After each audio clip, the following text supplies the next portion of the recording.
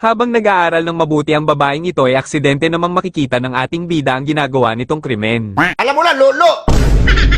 Ito si Alvin ng ating bida. Nakilala si Alvin bilang tahimik na lalaki sa kanilang eskwelahan na may gusto sa magandang babaeng ito na nagngangalang Misaki. Ito na ang pinakamagandang babae para kay Alvin sapagkat kumpleto na daw ang araw niya pag nakikita niya ito.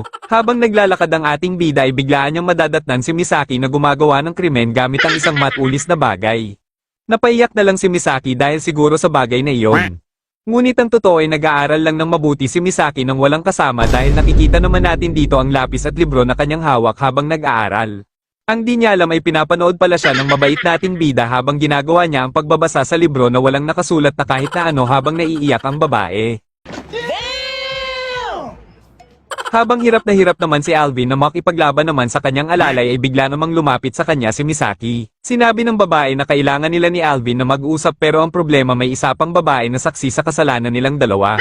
Nang kinagabihan kasama ni Alvin si Misaki sa isang silid para sa isang pagsusulit na gagawin nila ngayong gabi. Nalaman ng babae na manyakol pala talaga itong si Alvin dahil nakasulat sa libro nito ang ginagawa niyang pagpapantasya kay Misaki. Sa kabutihang palad ikinatuwa pa ito ng babae dahil nahanap na daw niya sa wakas ang palautog na si Alvin.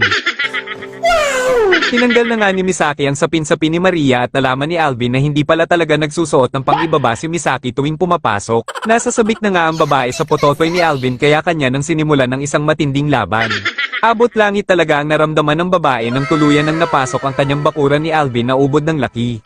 Ngiting tagumpay nga na umuwi ng bahay si Alvin ngunit hinihintay pala siya ng kanyang kaibigan na malayang nakakapunta sa kanilang bahay. Tinatanong nito ang ating bida kung binimbang daw ba ni Alvin si Misaki kaya magkasama ang dalawa kanina nang kanyang makita sila. Siyempre itinanggi ni Alvin dahil wala naman daw silang ginawang masama sapagkat pag-aaral lang naman ang ginawa nilang dalawa sa bahay ni Misaki. Nakaramdam nga ng selos ang babaeng ito kaya kinailangan na nitong turuan ng leksyon ang pototoy ni Alvin para daw magtanda ito. Gustong-gusto na pala ng babae na ito na maangkin ng Pedro ni Alvin sapagkat hindi na daw niya kaya pang maghintay ng sobrang tagal. Binuksan na nga nito ang malaki niyang galon para sa panimula nila at maging kasing tigas ng bakal ang tarugo ng ating bida.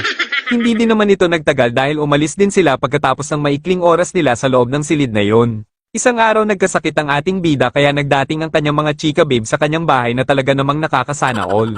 Nag-aaway ang kanyang mga babae kung sino ba ang nararapat na mag-aalaga sa kanya at nararapat na magpapaligaya sa kanya ngayon. Sa kasamaang palad ay walang pinili si Alvin sa kanila para na din sa kaligtasan ng kanyang pototoy. Sa sumunod na araw sa isang tahimik na silid kung saan kinukuha ni Misaki ang puting gata ni Alvin na nakakalason habang nasa ilalim ito ng lamesa.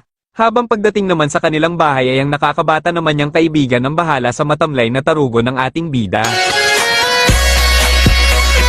Bago pa magalit yang itinatago mo dyan ito na ang title kung saan makikita mo ito sa paborito mong Google.